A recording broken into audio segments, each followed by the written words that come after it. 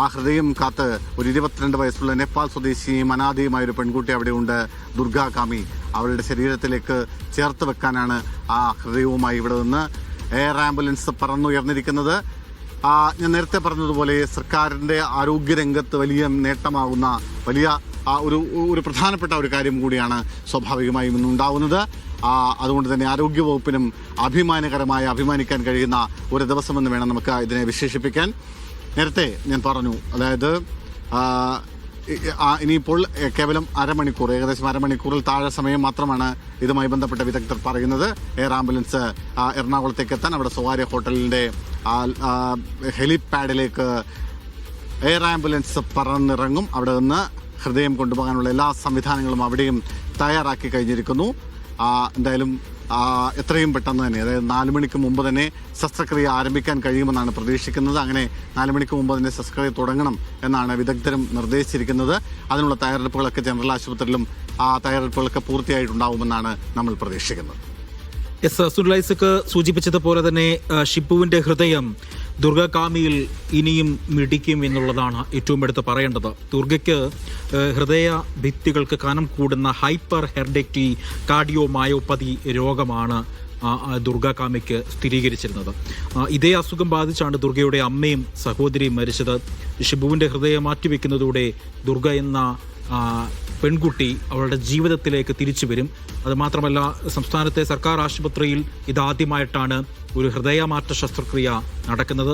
കേരളത്തിൻ്റെ ആരോഗ്യ മേഖലയെ സംബന്ധിച്ചിടത്തോളം അത് വലിയ തലത്തിലുള്ള പുരോഗതിയുടെ ലോകത്തിന് മുന്നിലേക്ക് വിളിച്ചു പറയുകയാണ്. ആരോഗ്യ രംഗത്ത് നമ്മളുടെ മികവ് വിളിച്ചു പറയുന്ന ഒരു സർജറി കൂടിയാണ് ഇന്ന് അവിടെ നടക്കുന്നത് എന്നുള്ളതാണ് ഏറ്റവും എടുത്തു പറയേണ്ടത്. മിനിറ്റുകൾക്കുള്ളിൽ തന്നെ കൊച്ചിയിലെ സ്വകാര്യ ഹോട്ടലിൻ്റെ ഹെലിപാഡിൽ ഈ എയർ ആംബുലൻസ് എത്തും. അവിടെ നിന്ന് വളരെ പെട്ടെന്ന് തന്നെ റോഡ് മാർഗം ജനറൽ ആശുപത്രിയിലേക്ക് പോലീസിൻ്റെ അകമ്പടിയോടുകൂടെ ഈ ഹൃദയം എത്തിക്കും. ദുർഗയിലേക്ക് ഷിബുവിൻ്റെ ഹൃദയം ഇടിക്കും എന്നതുള്ളതാണ് ഏറ്റവും എടുത്തു പറയേണ്ടത്. രാജ്യത്ത് ആദ്യമായിട്ടാണ്, അതായത് കേരളത്തിൽ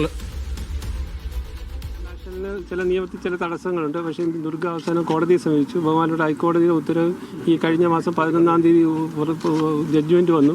അതിൻ്റെ തുടർച്ചയാണ് സംഭവങ്ങൾ കുറച്ചുകൂടെ ഈസിയായി മാറിയത്. ഒപ്പം തന്നെ ഇത് ഒരു തുടക്കമാണ്. ഇനിയും കുറേയധികം ആളുകൾ ഇതുപോലെ ബുദ്ധിമുട്ടുള്ള ആളുകൾ നിലവിൽ 2 കേസ് കൂടെ വെയിറ്റിംഗ് ആണ്. നമുക്ക് നമ്മൾ ആദ്യം എറണാകുളം ജലാശയത്തിൽ ഈ പേഷ്യൻ്റ് രജിസ്റ്റർ ചെയ്തിട്ട് 1 വർഷം തികയുകയാണ്. കഴിഞ്ഞ 2026 ഡിസംബറിൽ രജിസ്റ്റർ ചെയ്ത പേഷ്യൻ്റാണ്. ഒരുപാട് കാര്യങ്ങളുണ്ട്. ഇൻവെസ്റ്റിഗേഷൻ ബാക്കി കാര്യങ്ങളൊക്കെ കുറച്ച് സമയം പോയി. പിന്നെ ഈ നിയമ തടസ്സത്തിൻ്റെ കുറേ കാലം പോയി. പക്ഷേ അവിടെ എൽഡർ സിസ്റ്റർ മരണപ്പെട്ട 24-ാം വയസ്സിൽ മരണപ്പെട്ടു എന്നൊരു ചരിത്രമുണ്ട് അവർക്ക്. അതവരെ വല്ലാത്ത ആശങ്ക എടുത്തി. അമ്മയ്ക്കും മൂത്ത മകൾക്കും ഇതേ അസുഖം തന്നെയാണ്. ജനിതക രോഗമാണ്, സാർക്കോയിഡോസ് ആണ്. അപ്പോൾ അവർ ഇതിനകത്ത് അതിൻ്റെ ഒരു ടെൻഷനുണ്ട് ആ കുട്ടിക്ക്. കാരണം 21 വയസ്സിന് 3 വർഷം കൂടെ ആയുസുള്ള എന്നൊരു തോന്നൽ ആ കുട്ടിക്ക് ഉണ്ടായിരുന്നു. അതിനൊരു വിരാമം ഇട്ടുകൊണ്ടാണ് നടക്കുന്നത്. ഒരു വലിയ മഹത്തായ ഒരു സംഭവമാണ്. കാരണം വേറൊന്നുമല്ല, ഒരു അനാഥയായിട്ടുള്ള കുട്ടി, ആരും സഹായിക്കാനില്ലാത്ത, സാമ്പത്തികമായിട്ട് ഒരുപാട് ഒരു പിന്നോക്കം നിൽക്കുന്ന ഒരു കുട്ടി, അവരെ നമ്മൾ ചേർത്ത് പിടിക്കാൻ വെച്ചാൽ ചെറിയൊരു കാര്യമില്ല. അതൊരു വലിയൊരു മുന്നേറ്റമായിട്ട് ഞാൻ കരുതുന്നു. ആരോഗ്യസ്ഥിതിയൊക്കെ ഇല്ല, അവർ 2 പ്രാവശ്യം ഇടയ്ക്ക് ആശുപത്രി അഡ്മിറ്റഡ് ആയിരുന്നു. 2 പ്രാവശ്യം അവർ നമ്മൾ ജനറൽ ആശുപത്രിയിൽ അഡ്മിറ്റ് ആയിരുന്നു. അസുഖം തീവ്രത കൂടിയിട്ട് ഇപ്പം കുറച്ച് രക്തക്കുറവൊക്കെ ഉണ്ടായിരുന്നു. ഇതൊക്കെ പരിഹരിച്ചു. ഇപ്പം സർജറിക്ക് ഫിറ്റാണ് അവർ. ജനറൽ ആശുപത്രിയുടെ ഒരു ഭാവിയിലേക്കും ഇത് വലിയൊരു അല്ല, ജനറൽ ആശുപത്രി മാത്രമല്ല, എല്ലാ ആശുപത്രിയിലെയും വിദഗ്ധരായ ഡോക്ടർമാർക്കെല്ലാം ഒരു ചൂണ്ടുപലകയാണ് ഈ സംഭവം. ഇത് എത്ര സമയം എടുക്കും ശരിക്കും സർജറി? 4 മണിക്കൂറാണ്.